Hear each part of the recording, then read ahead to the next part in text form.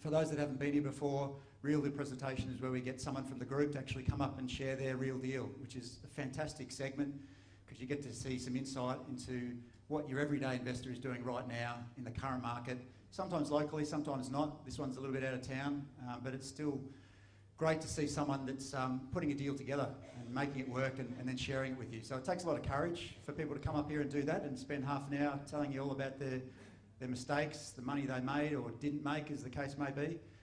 So let's just get it rolling, eh? Let's welcome Wendy Russell. There you go. Thank you. No worries. Thanks so much, Matt. That's right. I appreciate that. How is everyone tonight? Good? Yeah. Awesome. All right. I'm really hoping that I can inspire you all this evening to, I guess, achieve something similar to what I achieved with this deal. It is a little bit out of the box deal, so bear with me. I guess I have, with the figures, I've kind of just estimated a lot. They're fairly accurate, but they're just round figures. If anyone wants to have a chat to me a little bit more, if you don't understand anything with this deal, feel free afterwards, and I'm more than happy to have a chat with you guys. So, you all ready to have a look at this? Yeah. Okay. If I can work the clicker. Okay. So, seeing potential. So, essentially what this deal really is about, and what I hope to inspire you to do, is to really just see potential in sites. A little bit of background information with this deal is myself and my partner at the time, we had a real estate office in Gladstone, and so we did property management, sales. So I guess we were quite connected with, obviously property, and we had a number of clients, and it was actually one of our clients who we did this joint venture with. So that's how we partnered and found the partner, was essentially they were a client of ours already.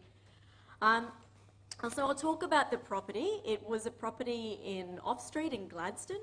A little bit of information there, so it works. 1485 square metre block. It was slightly sloping from the rear. It was a renovated Queenslander, so we managed this property for these guys. They were in Sydney. 3 beds, 1 bath. It was screaming with potential. Now these guys, that's a little bit more there. That's the RP data. You can see that's the block there. There's shops across the road here. That was another block, and then there was a car park, and there was another road in here. Basically, these guys approached us, and they were sort of like, oh, we're thinking about selling this property. And obviously, we thought, okay, well, we're happy to do that for you. But what we saw was so much potential with this property in terms of development and how we could apply for a material change of use to increase the value. So that's essentially what we did. So I'll run through the potential that we saw in this property. It was a large block with the slope from the rear. The house could be easily removed. You could literally pick it up and move it onto another block. It was actually on the boundary of the mixed residential zoning. So it fell just outside of that zoning where you could put townhouses and units. So we did have to go for the material change of use, and it was impact accessible, which means that we had to put the application through and it could be objected by other parties. A little bit more about it. It was opposite shops, really handy to amenities, transport, schools, all of that, and there were similar townhouse complexes in the area. So this was our plan. So my partner and I at the time, we thought, you know what, we feel that we have a real opportunity here to make some money out of this block, and we pitched this to these owners. So essentially what we thought was, we'll get the material change of use, we'll then sell the property to another property developer and split the profit 50-50 above the increase in value from what it was as a residential property. Does that make sense? Awesome. So this was the pitch that we did. So we called the owners up and we said, hey, we really think we've got an opportunity here to increase the value on this property and make you guys some money. Obviously, we had to gain their approval to move forward with it. We basically said that what we'll do is we'll pay for all council costs, everything to do with the material change of use. Pay to have the plans drawn, had the legal costs, so we'd halve that in getting a proper legal agreement drawn. Pay the costs of marketing the property, so we would still in fact sell the property to a developer and the owners would pay us the sales commission for that. So basically it was a win-win scenario. If you can imagine, these guys had this property and they were already holding it. They were already paying the repayments, they had tenants in there, so there was a total gain for them with nothing, no more money to put down. So of course they were really happy to move forward with that. So a little bit of a look at the numbers. I talked about the agreed site value. We had it valued at $340,000 and all parties were happy with that valuation as the property is a residential block with a house on it. The council costs were approximately $10,000, the plans $1,000. The estimated value with the material change of use was we roughly estimated it to be $560 to $600. And the estimated sales commission that they would pay us would be $15,450 based on a $600K sale price. So the outlays for us, so I've just done a bit of an us and them so you can have a look at that. Us was roughly the $10,000 for the council costs, $1,000 for the plans. We halved the costs of the legal agreement, which I'll talk a little bit about later. For them, it was the sales commission, the holding costs of the site, which they were already paying, and half the legal costs of the agreement. That was $1,000. We had a property lawyer draw that agreement up, and I'll talk more about how important that really is. This is a scenario of how it could look. So this is kind of what we pitched to them and said, if the site was to sell for $600,000, there'd be a gain of $260. For us, that would be, obviously we halve that, so $130 each, less our costs here. Obviously we were getting a sales commission as well, so we would be achieving this figure. These guys would be over here, so $130, sales, less the sales commission, less the cost of the agreement, and this was their gross profit. So what do you think happened? I would have loved to have.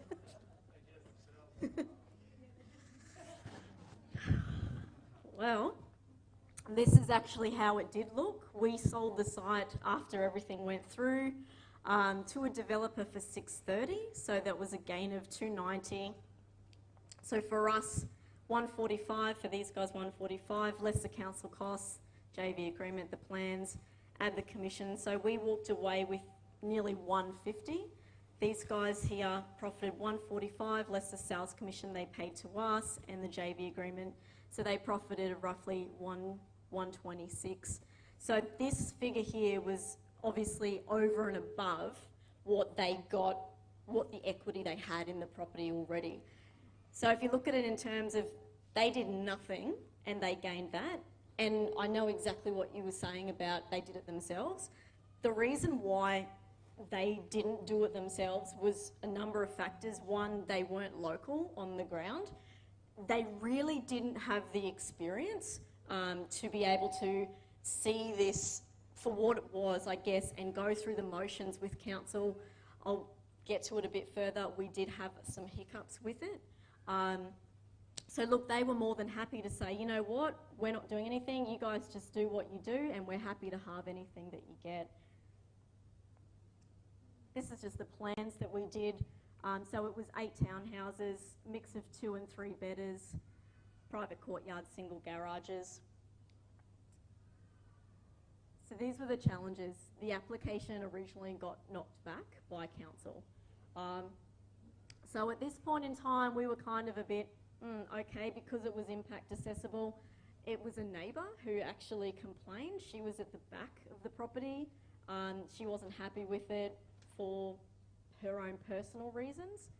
We were advised of this, and I guess we had to then overcome some challenges with what we were going to do. So going back and talking to obviously the partners about, okay, it has been rejected, what do you guys want to do?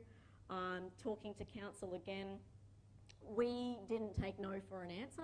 We basically said we strongly feel that we can get this through. So what I actually did was I drew up a petition and I walked the streets and I went to all the shop owners and I just explained what we were trying to achieve in terms of how it would benefit them and the area and just growth. I ended up talking to some other neighbours who were in favour of the project going ahead, and they were happy to sign a petition. So we actually gathered all of this information, and we then spoke to one of the councillors and said, hey, look, you know, we'd really like to, you know, resubmit this. And he said, well, you know, okay, give it a go, and I guess I'll see what, you know, see how it turns out. So we did. It cost us a little bit extra to resubmit the application. And I guess the lessons learned in that is, which is what I wanted to sort of share with you, is get in the know and create your own network of connections. You're probably thinking, hey, you know, I'm in real estate and you know, I was there and I had the opportunity, but I guess it's something that anyone can really do. You know, we did this in our spare time while we were running the real estate business, and it's something that anyone can do if they start to form connections and network, especially in a group and a meetup like this one where you've got access. I mean, Matt went through everyone before. You've got some really, really knowledgeable people and experienced people in the room. So here's your network here. Choose the right partners. That there was crucial in this deal, I found. The reason why this deal went, I guess you could say, smoothly, was that the partners that we chose were just so accommodating and happy to, you know, sort of go with what we'd proposed. Not everyone is comfortable with this. Even though it's obvious that there was nothing for them to lose, it's still a big thing for them to, one, sign a contract, you know, with partners and say, hey, you know, if you guys can, you know, do things with this property that they technically own. We didn't have any stake in the property whatsoever. So I found that was probably a big learning curve there, was making sure that, you know, the partners were a right fit. Find a good property lawyer, and you guys met one just before. That's crucial, I found. We did have a great property lawyer who, the agreement that was drawn was such a unique and specific agreement, and obviously all parties had to agree to it, and at the end of the day, if things go wrong, everyone falls back on that agreement. So it needs to be watertight, everyone's got to be happy with it.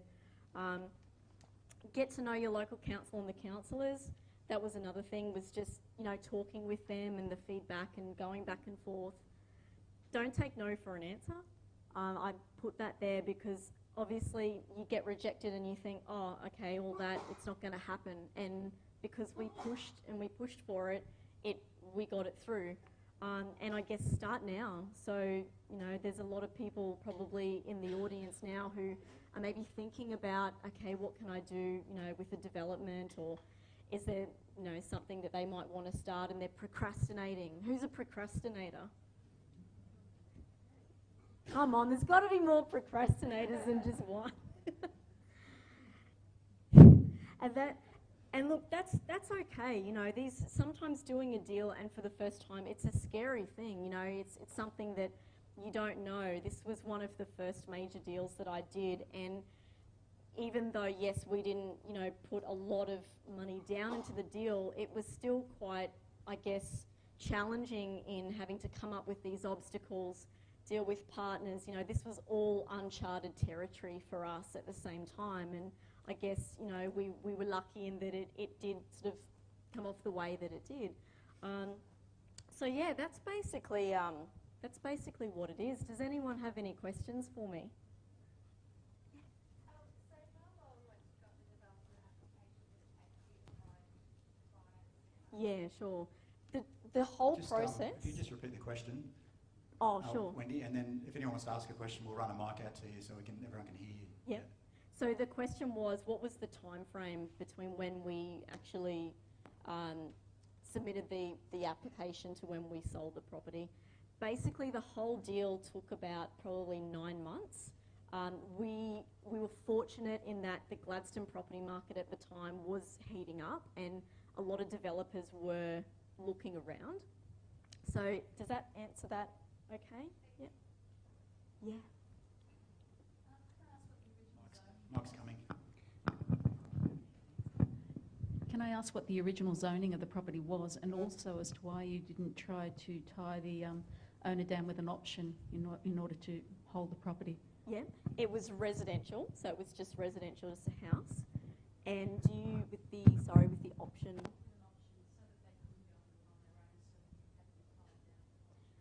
That was all in the contract. Yeah, I guess because we already had a good rapport with these owners at the same time because they were clients of ours, and I'll be honest with you, they were actually going through a bit of a difficult time personally. So for them, it was kind of like there was no way they were going to try and do this. It was just purely an opportunity for them. I hope that answers that question. Is there anyone else? Yeah. Well done. So they, Just bring the mic over to you, Greg. Thanks, Wendy. Just a quick question on the original amount. The profit figures you showed were the profit after the repayment of the purchase price. Yeah. So how it worked was we all agreed on that valuation of the 340. So that's what it was valued as, a residential block with the house on it. And then after that it was, okay, anything that we can get over that, we split 50-50. Right. Yep. Does that answer Yep, that? thank you. Okay. Yep. Anyone else? No more questions, guys? All right, well done. Thank you very much, Wendy. Round of applause for Wendy Russell. Want to do the website plug? This is just one of my deals that I have done, but there's a lot of other deals that I've done on my website, so feel free just to jump on and have a browse, and it's written from a very real and personal perspective. So yeah, if you're interested or if you wanted to come and have a chat with me about anything afterwards, more than happy to have a chat. Awesome. Thanks, guys. Thanks, Wendy. Fantastic. Thank you. Thank you very much. No worries.